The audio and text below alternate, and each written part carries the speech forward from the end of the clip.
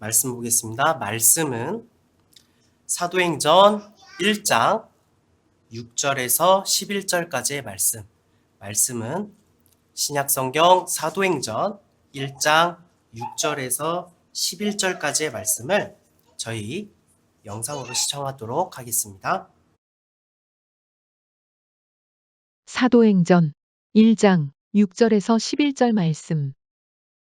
그들이 모였을 때에 예수께 여쭈어 이르되 주께서 이스라엘 나라를 회복하심이 이때니이까 하니 이르시되 때와 시기는 아버지께서 자기의 권한에 두셨으니 너희가 알 바 아니요 오직 성령이 너희에게 임하시면 너희가 권능을 받고 예루살렘과 온 유대와 사마리아와 땅 끝까지 이르러 내 증인이 되리라 하시니라. 이 말씀을 마치시고 그들이 보는데 올려져 가시니 구름이 그를 가리어 보이지 않게 하더라. 올라가실 때에 제자들이 자세히 하늘을 쳐다보고 있는데 흰 옷 입은 두 사람이 그들 곁에 서서 이르되 갈릴리 사람들아 어찌하여 서서 하늘을 쳐다보느냐. 너희 가운데서 하늘로 올려지신 이 예수는 하늘로 가심을 본 그대로 오시리라 하였느니라. 아멘. 아멘. 오늘의 말씀은 어찌하여 하늘을 바라보느냐? 어찌하여 하늘을 바라보느냐? 라는 제목으로 말씀을 증거하도록 하겠습니다. 그리스도의 몸된 교회로서 그의 지체로서 진정한 행복을 누리며 살아오고 계십니까? 아멘. 지체라고 해서 우리는 머리가 아닙니다. 머리는 오직 우리의 예수님께서 머리 되시고 우리는 지체로서 그 기능을 감당할 뿐입니다. 누군가가 자신이 머리를 자처한다면 그 사람은 결탄코 그리스도의 사람이 아닐 것입니다. 만일 너희 속에 하나님의 영이 거하시면 너희가 육신에 있지 아니하고 영에 있나니 누구든지 그리스도의 영이 없으면 그리스도의 사람이 아니라. 아멘. 로마서 8장 9절의 말씀입니다. 여러분에게 오늘 이 말씀을 증거하는 것은 저에게 큰 부담입니다. 저는 많은 미움과 조롱을 받을 수도 있고 힘겹고 숨막히는 싸움을 해야 할지도 모릅니다. 그러나 사람의 기쁨을 위하여 복음을 증거하는 일을 망설인다면 저는 하나님의 종이 아닐 것입니다. 거짓된 복음으로 진리에서 멀어져 죽어가는 영혼들을 더 이상 내버려 둘 수는 없습니다. 구원은 개인의 몫이지만 결국 그의 마지막이 하나님의 형벌이라면 말씀을 증거하는 자에게도 그 책임이 따르지 않겠습니까? 제가 이 자리에서 은혜의 성령을 욕되게 한다면 당연히 받을 형벌은 얼마나 더 무겁겠습니까? 성도 여러분, 우리는 죄인입니다. 그 누구도 피해갈 수 없습니다. 그 무엇도 자랑하거나 내세울 수 없는 우리는 죄인입니다. 예수 그리스도께서 십자가에 달리심으로 우리의 죄를 사하여 주셨고 오직 그것을 믿는 믿음으로 우리는 구원에 이를 수 있습니다. 우리의 행함과 선이 아닙니다. 믿음의 행함이 따르는 것이지 나의 선한 행실이 내 믿음의 증거는 아닙니다. 그러한 가르침에서 우리는 이제 분별해야 합니다. 우리에게는 성령이 필요합니다. 예수님께서 구하라고 말씀하시는 것들이 바로 이 하나님의 영, 그리스도의 영, 즉 약속하신 성령을 구하라고 말씀하시는 것입니다. 그 성령이 나의 증인이 되셔서 나를 구원에 이르게 하시기 때문입니다.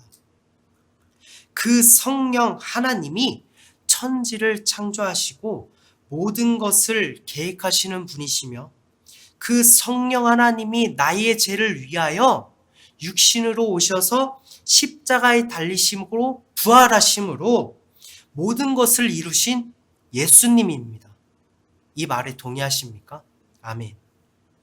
하지만 그 성령 하나님이 지금 우리 가운데 거하시는, 다시 오신다고 약속하신 그 예수님이심을 믿으십니까? 아멘. 여러분, 예수님의 재림을 기다리시나요? 그래서 많은 표적과 징조를 살피며 하늘을 살펴보고 계십니까? 말세의 징조에 정말 무수한 해석들이 많이 있죠.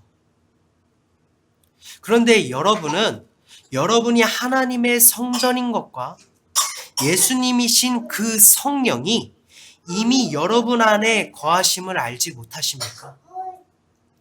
그는 예수님과 다른 존재일까요? 우리는 예수님과 성령은 한 분이시라고 고백하면서 어찌하여 다르게 오실 거라는 모순 속에 빠져 살아가고 계십니까? 여러분 안에 있는 그 성령님은 도대체 누구십니까? 그리스도의 영, 성령이 없는 자는 결단코 하나님 나라에 들어갈 수 없습니다. 여러분, 너무나도 중요한 사실은요, 교회에 다니는 것이 믿음이 아니에요. 나는 그 믿음을 몰라요. 내가 믿는지, 이것이 정말 믿음인지 우리의 방법으로는 도무지 알 도리가 없습니다. 하지만 성령이 내 안에 임하시면 나를 믿는 자로 이끌어 가시는 것입니다. 그 성령이 나에게 임하시면 내가 엇나간다고 할지라도 나를 쳐서라도 나를 구원의 한 가지 길로 바로 세우시는 분이 바로 성령 하나님이신 것입니다. 우리를 절대로 저 원수의 손에 빼앗기지 아니하시고 여러분을 지키고 가르치시는 분이 바로 예수님이신 성령 하나님이신 것입니다. 우리는 이것을 너무 가벼이 여기고 그냥 아는 정도로 여기며 간과하고 있습니다. 그래서 몇 날 며칠 내가 구원받았다라면서 큰 소리 뻥뻥 치면 그것이 구원인 줄 알아요. 하나님의 약속하심도 없이 자신의 어떠한 큰 결단을 실천하면 그것을 믿음이라고 착각해요. 아, 저 사람은 믿음이 좋아서 저러한 일들을 해. 믿음이 좋으십니다. 믿음이 크십니다. 라면서 서로 이야기합니다. 그 믿음을 확인할 방법이 없으니 눈앞에 어떠한 실체화를 만들어내고 그것을 보혜사라고 구원자라고 믿고 따라가고 있습니다. 하늘을 바라보며 표적을 기다리고 표적을 만들고 있는 거예요.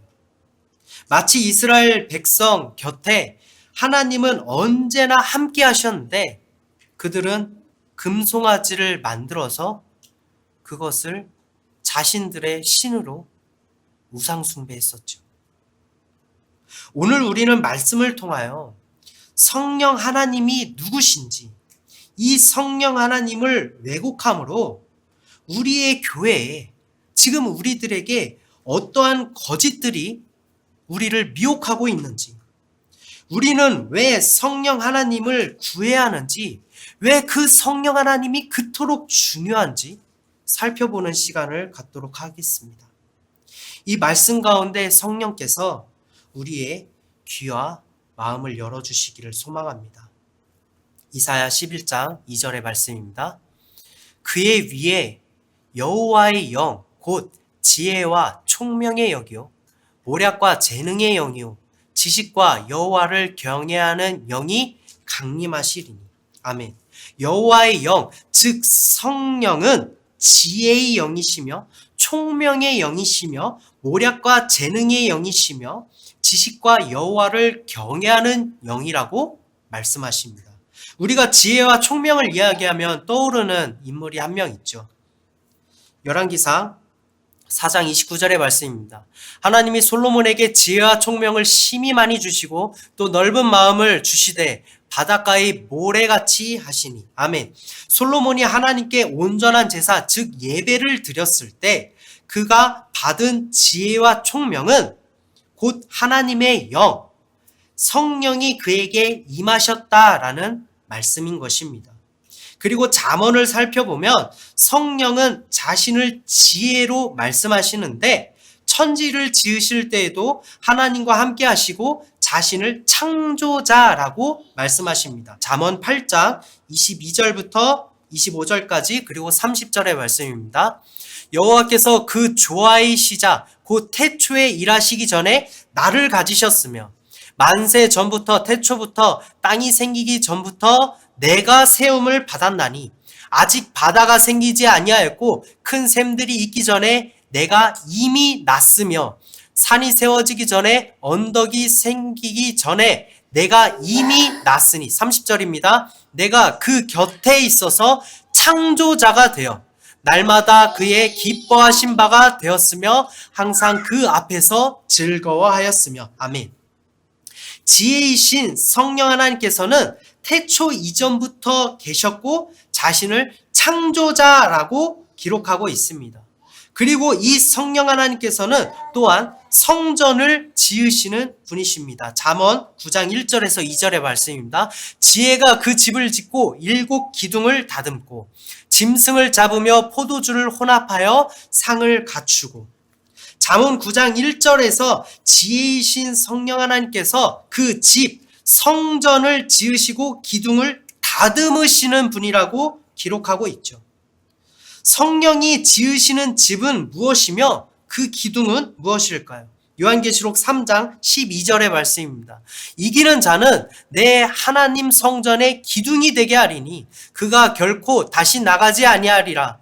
내가 하나님의 이름과 하나님의 성 곧 하늘에서 내 아버지 하나님께로부터 내려오는 새 예루살렘의 이름과 나의 새 이름을 그의 위에 기록하리라. 아멘.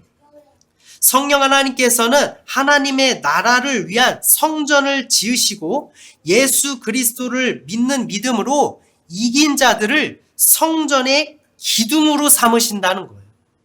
그 기둥인 우리를 잠언 9장 1절에서 성령 하나님께서 다듬어 가신다라는 말씀이십니다.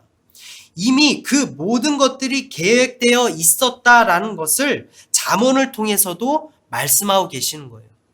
잠언 9장 2절에서 지혜이신 성령이 짐승을 잡으며 포도주를 혼합하여 상을 갖추신다는 것은 무엇을 의미합니까?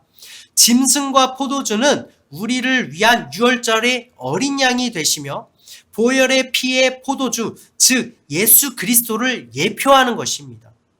사복음서에서 예수님께서 천국을 마치 임금이 상을 차리는 혼인잔치로 비유하셨잖아요.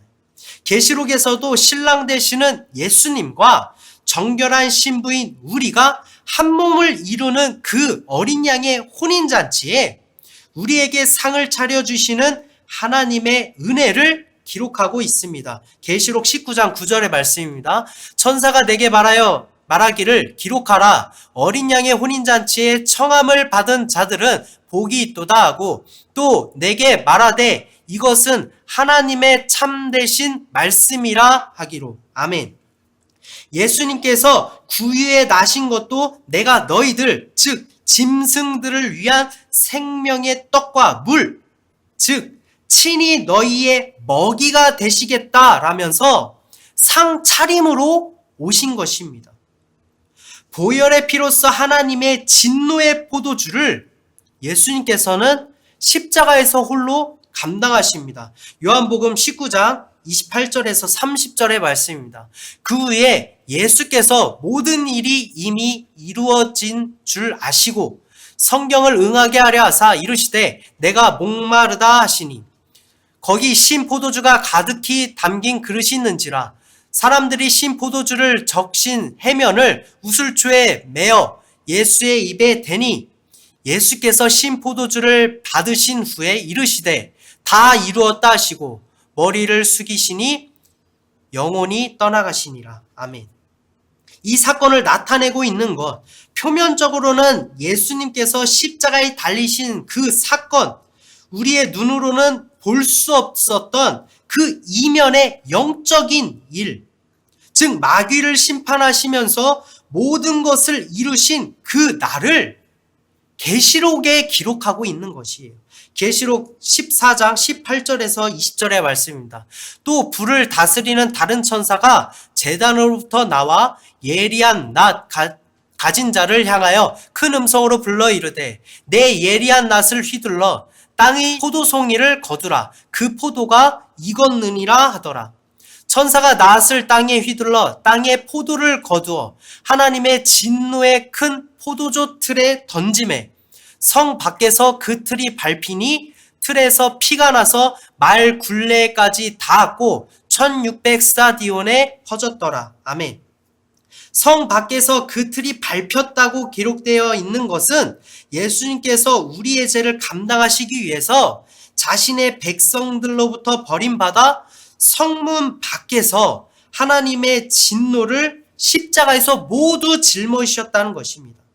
예수님께서도 자신을 대문 밖에 버려진 거지 나사로로 비유하셨죠.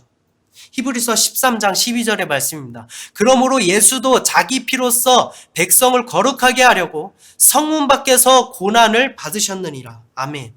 출애굽 당시 성막에서도 성소에 피 뿌려진 번제물은 진영 밖에서 불사르게 되어 있었죠. 그 모든 것들이 예수님의 십자가의 달리심의 모형이자 예표이며 이미 나타내셨고 이루심을 성경은 기록하고 있는 것입니다. 하나하나 나열하자면 정말 이야기가 끝도 없어요. 모든 성경은 정말 놀라울 정도로 이 예수를 가리키고 있고 그 구원을 이루시기 위한 성령이 역사를 이끌어 가심을 기록하고 있는 것입니다. 계시록에 기록된 모든 것들이 앞으로 재림하실 예수 그리스도와 그의 징조들을 나타내신 것이 아니라 가장 큰 환난 날인 예수님이 십자가에 못 박히신 그날의 심판과 잠들었던 자들의 구원을 기록하고 있는 것이에요. 그 계시록조차 사도 요한에게 성령으로 말씀하고 계십니다. 모든 일에 성령으로 완성하셨다는 거예요. 예수님께서 성령으로 잉태하셨죠. 예수님께서 성령에 이끌려 광야에서 시험을 당하시고 승리하셨습니다. 예수님께서 성령에 힘입어 귀신을 쫓아내시고 많은 이적들을 행하시죠. 예수님께서 성령으로 침례를 베푸시고 제자들에게도 성령을 부어주십니다. 겁쟁이며 무지했던 그 제자들은 성령으로 충만하여서 죽음도 불사하고 담대하게 복음을 선포하는 그 놀라운 일들이 사도행전에 기록되고 있습니다. 모든 일이 하나님의 영, 그리스도의 영이신 이 한 분이신 성령 하나님께서 오직 우리를 구원하시기 위하여 이미 다 이루신 그분을 내가 믿을 때 내 안에 내주하신다는 것입니다. 그분이 바로 예수님입니다. 그리스도는 역사 속에서 나를 감동하시는 이가 아니라 나의 현재 속에서 나를 통치하시고 구원으로 이끌어 가시는 성령 하나님이시라는 거예요. 여러분이 알고 있는 승천하셔서 영원히 함께 하시겠다고 약속했지만 그 약속이 무색하게도 기약 없이 몇천 년이 지나도 깜깜무소식한 그 예수님과는 뭔가 좀 다르지 않습니까? 우리가 무관심하거나 혹은 두려워서 이 성령을 외면하고 구하지 않는다면, 그 성령 받기를 가르치지 않는다면 적극적으로 그 성령을 왜곡하는 저 거짓들과 동일한 형벌을 피해갈 수 없다라는 거예요. 이 사실을 우리는 기억해야 하고 그 사실을 믿어야만 합니다. 그 성령님이 내 중보자이시며 나의 증인이시기 때문입니다. 이 성령 하나님이 우리에게 임하시면 우리에게는 어떠한 일들이 일어날까요? 계시록 1장 7절의 말씀입니다. 볼지어다 그가 구름을 타고 오시리라. 각 사람의 눈이 그를 보겠고 그를 찌른 자도 볼 것이요. 땅에 있는 모든 족속이 그로 말미암아 애곡하리니 그러하리라. 아멘. 그가 구름을 타고 오시리라는 그 구름은 비유입니다. 예수님께서 성령으로 내게 임하신다는 것을 의미하는 거예요. 그때에 그를 찌른 자도 볼 것이요. 스가랴서 12장에서도 예언되었고 예수님께서 십자가에 달리실 때에도 말씀하신 이 성경을 이루시기 위하여 예수님께서 창에 찔리셨죠. 창세기에서도 아담을 재우시고 그 옆구리를 찢어서 갈빗대를 취하심으로 교회를 이끌어내심이 이미 예표되고 있습니다. 이것은 단순하게 정병에게 그 옆구리를 찔리심을 말씀하시는 것이 아니라 예수님께서 상하시고 찔리신 것이 바로 여러분의 죄 때문임을 말씀하고 계시는 거예요. 예수님을 찌른 자가 바로 나라는 사실을 깨닫고 처절한 통곡과 애곡이 일어난다는 거예요. 나의 죄 때문이라는 것이 믿어진다라는 것입니다. 더 이상 나에게 아무런 의의가 없음을 깨닫게 하신다는 거예요. 언제요? 성령이 나에게 임하실 때. 두 번째로는 그 성령이 우리를 죄에서 해방시키십니다. 로마서 8장 2절의 말씀입니다. 이는 그리스도 예수 안에 있는 생명의 성령의 법이 죄와 사망의 법에서 너를 해방하였습니다. 성령이 우리에게 임하시면 우리를 죄악 가운데 내버려 두지 아니하시고 성령의 법으로 이끄시며 우리를 죄와 사망의 법에서 해방시키신다라고 말씀하셨습니다. 우리가 영적인 일 이러면서 많이들 이야기하잖아요. 영적이라는 말은 육신의 정욕에 반대되는 어떠한 수덕적인 삶과 선행을 의미하는 것이 아니라 성령의 일에 충성하는 것이 영적인 것입니다. 베드로도 할례받지 않는 이방인 고넬료에게 복음을 전함으로 다른 제자들에게 비난을 받았었어요. 베드로도 원했던 일은 아니었습니다. 그는 환상에서 자신에게 내려오는 보자기 속에 짐승들을 부정하다 여기며 먹기를 거부했지만 하나님은 내가 정결하게 한 그것을 부정하다 말하지 말라라고 말씀하셨습니다. 이 모든 것들이 성령의 일이었고 베드로는 그 말씀에 순종했습니다. 여러분, 영적인 일은 우리의 의식으로 설정할 수 있는 그러한 것이 아니라 우리가 납득하기 힘든 일도 일어날 수 있다라는 것입니다. 우리가 이것은 영적인 일이야 라면서 함부로 판단하기 어려운 거예요. 갈라디아서 5장 16절에서 17절의 말씀입니다. 내가 이르노니 너희는 성령을 따라 행하라. 그리하면 육체의 욕심을 이루지 아니하리라. 육체의 소욕은 성령을 거스르고 성령은 육체를 거스르나니 이 둘이 서로 대적하므로 너희가 원하는 것을 하지 못하게 하려 함이니라. 아멘. 내 의가 아니라 내 노력이 아니라 오직 성령을 의지하면 내가 육체의 욕심을 이루지 못하도록 그 성령 하나님께서 나를 이끄신다는 거예요. 나를 믿는 자로 만들어 간다는 것입니다. 우리가 매일 결단하면서도 넘어지고 또 넘어지는 이유는 우리 그러한 이야기 매주마다 하잖아요. 모이면.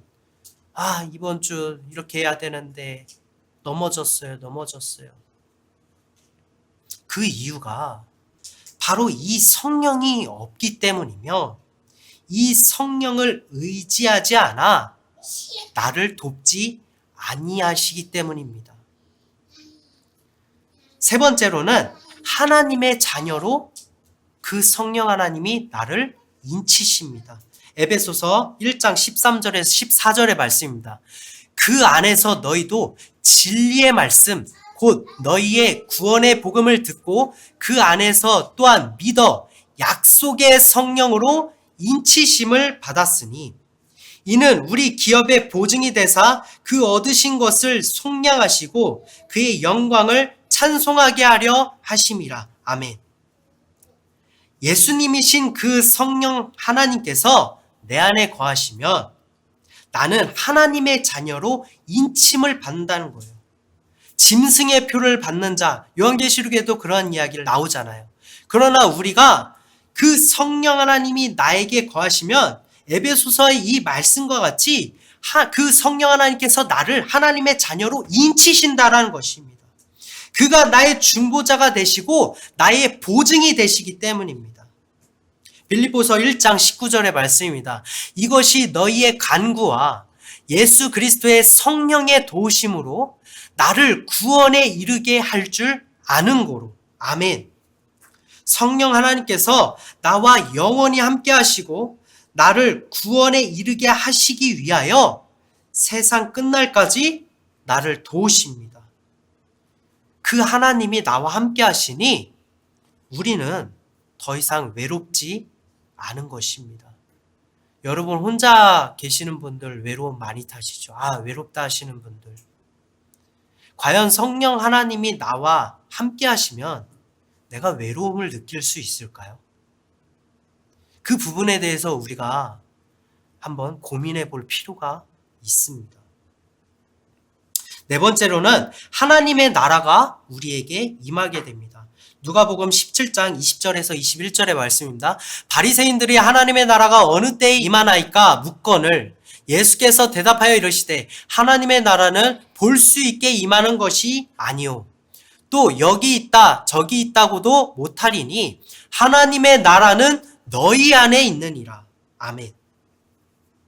성령이 우리 안에 거하시면 손으로 짓지 아니한 하늘의 온전한 장막과 영원한 대제사장이시며 영원한 번제물로 단번에 이루신 예수 그리스도를 성령이 내 속에서 증언하심으로 우리에게 비로소 그 하나님의 나라가 임하게 되는 것입니다. 믿는 자들에게는 고난이 따른다고 제가 말씀드렸죠. 이것은 누구에게 임할 수 있고 누구에게 임하지 않는 게 아니라 반드시 임합니다. 그러나 그 멍에는 우리에게 한없이 가벼운 일일 것입니다. 왜냐하면 큰 일, 우리가 감당할 수 없는 일은 예수님께서 십자가에서 다 감당하셨기 때문입니다.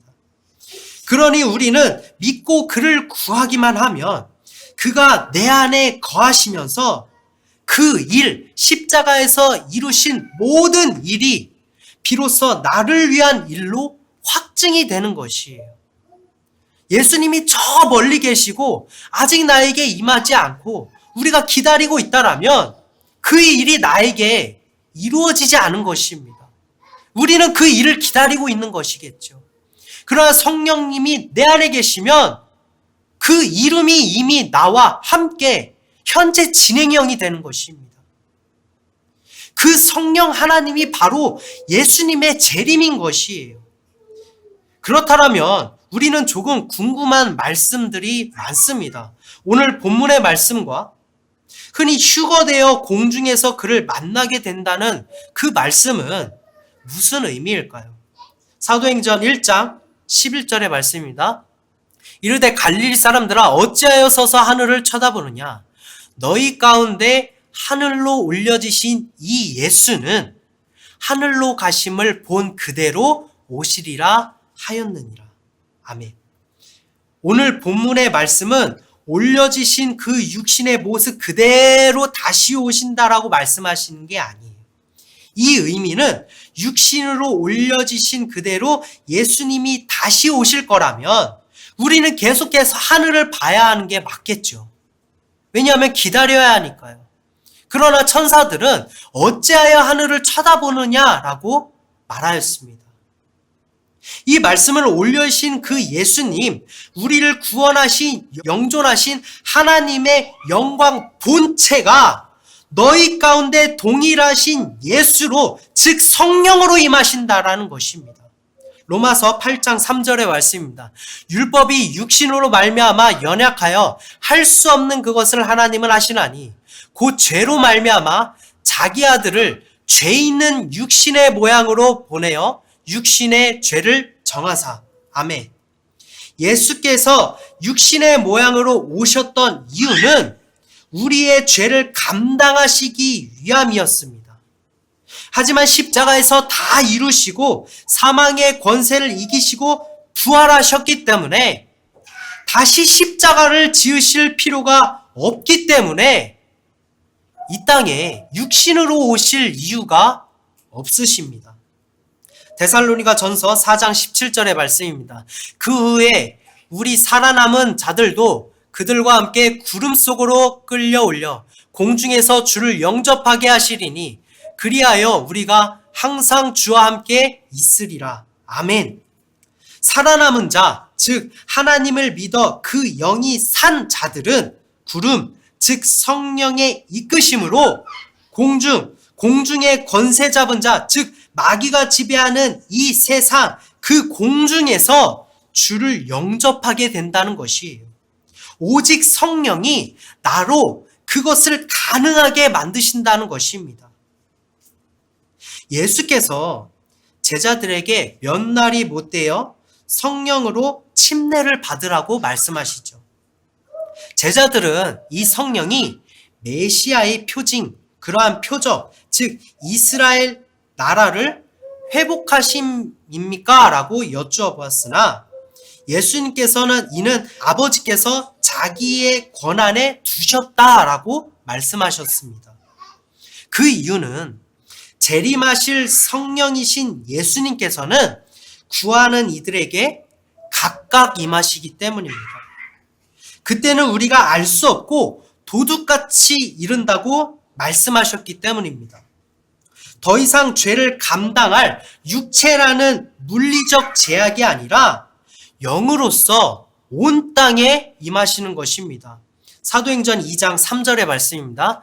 마치 불의 혀처럼 갈라지는 것들이 그들에게 보여 각 사람 위에 하나씩 임하여 있더니 오순절날 한 곳에 모여있는 이 제자들에게 성령이 한 번에 임하신 것이 아니라 성령을 구하는 이들에게 각 사람 위에 하나씩 임하였으며 이방인이며 군대의 백부장인 고넬료와 그 이방인들에게도 그와 같은 동일한 성령이 임하셨습니다. 이 성령이신 예수님께서는 특정 지역이 아니라 이 한국 땅이 예수님의 재림이 되는 곳이라고 그런 이단들도 많은데 그러한 특정 지역이 아니라 지금도 이 시대와 공간을 초월하면서 구하는 자들에게 이 성령 하나님, 그 예수님이 임하고 계시다는 것입니다. 누가복음 17장 24절의 말씀입니다. 번개가 하늘 아래 이쪽에서 번쩍이어 하늘 아래 저쪽까지 비침같이 인자도 자기 날에 그러하리라. 아멘.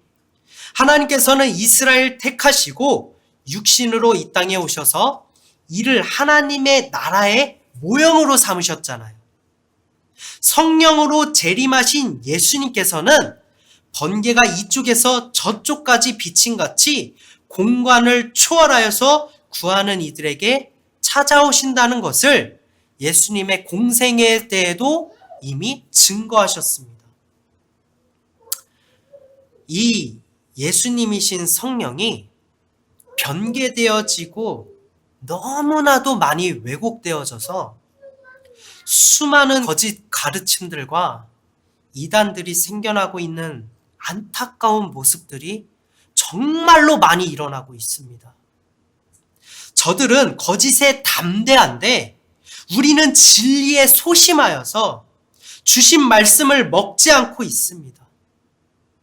그래서 저들은 갈급하여서 결국 생명의 떡이신 예수 그리스도가 아니라 누룩을 찾고 그것을 먹어서 진리이신 성령에서 멀어지는 모습들 우리 정말 많이 보게 되고 있지 않습니까?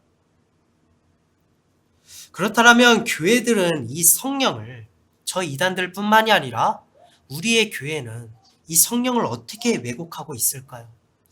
마가복음 3장 29절의 말씀입니다.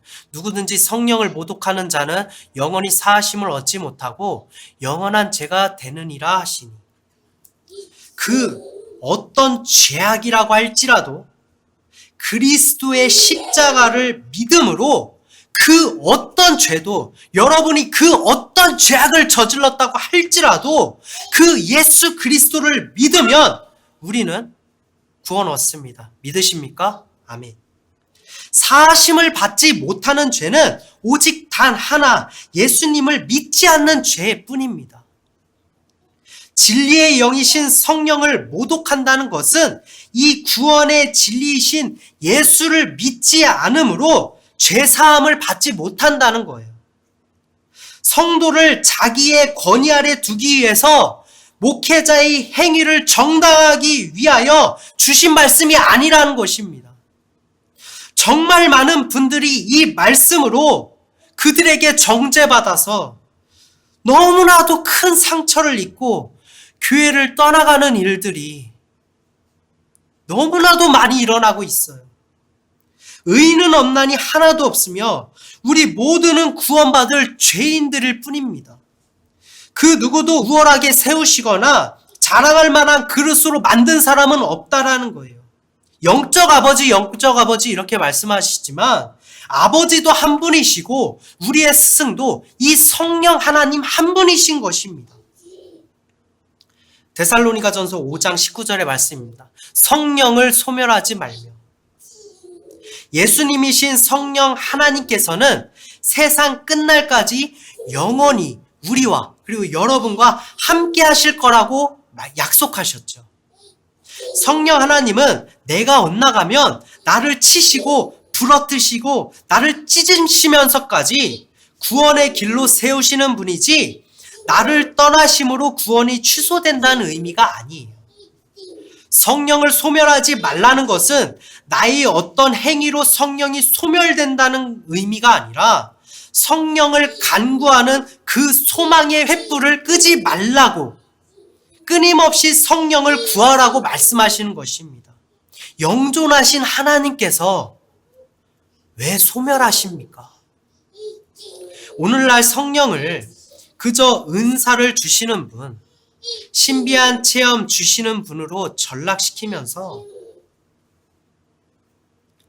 정말 숨 쉴 수 없을 만큼 자신이 성령이고 보혜사라고 자칭하면서 자신이 성령을 부어준다라는 이단들 생겨나는 것 보면 드러내지는 않지만 노골적으로 말하지는 않지만 정말 그와 흡사하게 마치 자신이 교회의 제왕으로 군림하려는 이들을 바라보면 또한 그것을 좋게 여기고 그들을 따라가는 이들을 바라보면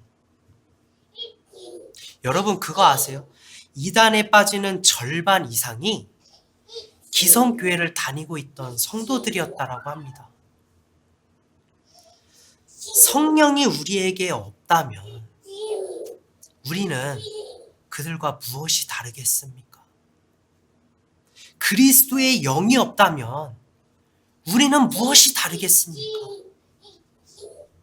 우리의 교회가 예수님이신 성령이 우리 안에 있다고 증거하지 않으니 그분을 의지할 때 내가 맺을 수 없는 그 열매들을 맺게 하신다고 전하지 않고 내 의로 내 스스로 내가 노력을 한다면 그 열매를 맺을 수 있고 그것을 권하고 있는 이 현실, 하늘만을 바라보고 있으니 교회된 우리는 무엇을 할 수 있을까요?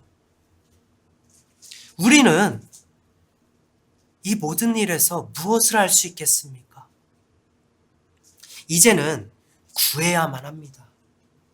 지체하지 아니하시고 속히 오실 거라고 약속하신 그 성령을, 그 재림하신 예수님을 이제는 우리가 구해야 할 줄로 믿습니다. 오직 성령으로 이미 이루시고 승리하시며 나를 통치하시는 성령 하나님을 내 안에 모시고 그분을 의지함으로 우리는 승리해야 할 줄로 믿습니다. 우리는 나를 도우시는 성령 하나님으로 기필코 하나님의 유업을 상속자가 될 것입니다. 우리는 나를 도우시는 성령 하나님으로 반드시 승리하여서 이긴 자가 되어서 그 성전의 기둥이 되어야 할 줄로 믿습니다. 우리의 교회를 도우시는, 우리의 교회를 통치하시고 이끄시는 그 성령 하나님을 구하심으로 승리하시는 교회가 되시기를 소망합니다. 너희가 악할지라도 좋은 것을 자식에게 줄 알거든. 하물며 너희 하늘 아버지께서 구하는 자에게 성령을 주시지 않겠느냐 하시니라. 아멘. 우리 많은 것들 구하잖아요. 하나님 이것 주세요, 저것 주세요. 그 하나님께서 좋은 것으로 여러분에게 주신다라고 말씀하십니다. 여러분의 모든 것을 아시고 모든 것을 여러분보다도 더 잘 아시며 여러분에게 가장 좋은 것으로 주시는 그 성령을 구하면 주신다라고 말씀하셨습니다. 그 성령 하나님 의지하심으로 오늘도 그리고 우리의 이웃들도 승리하시는 성도 여러분이 되시기를 소망합니다.